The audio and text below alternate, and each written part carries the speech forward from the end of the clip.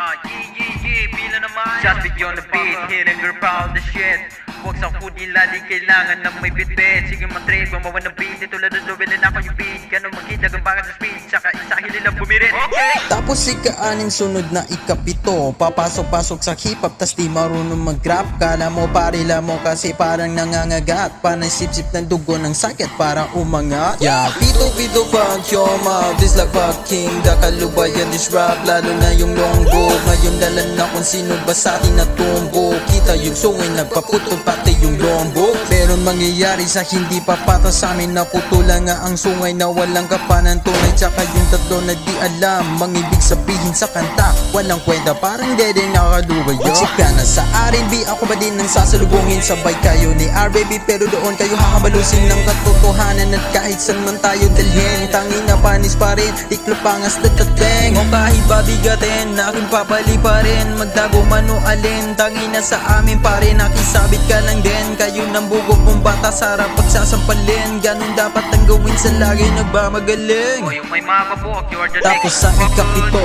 ngayon ay ikawalo. Kailangan mo ba ng backup at sino dyan sa salo? Makakaranas ng tama kasi parang ginanlo. Dahil sa pamamalakad mo ang grupo nagkagulo. Pero di na bali yan, ni tapon nakaraan. Kung meron dapat kasangga dating tunay na kaibigan, yun sa amin di kawalan. Kahit saan magbanatan, kahit silibin na dati nangyari ka sabi ay grabe sinabi niya. Yung mga wakti nila sa rag, ginawa ng trap kasama ng rap. Ayang isupag sa mukha ni Burati, paluhong dat walang bumabaka. Dinagit tapat, sinira lahat. Pati yung napatay naging watak. Kung sa'y katagos na mapabagsak, paano ba yan ang grupo ni Wata? Kaya halos na laos, yung nagas na boss. Yung isa puro sigo, kaya lagi napapaos. Yung isa naman ay literal talaga napaos. Walang alinlangan na sinta, ang malabang ay tapos. Yung mababa, R&B the type shit. Pero nade, doon nga po gumamit. Yung mahaba, rap lang di gamit. Pero pag Jasmine ang saikat sa malumaba, panis yung nga patem. Pero sa kanila, kailangan meron na ba manubela. Tulong-tulong daw kunwari kahit sa pagawa naman ng tema. Mga beta, bagong meta, gusto lagi na may gera. Gusto mo maging mabeta, kung ganun magbenta ka.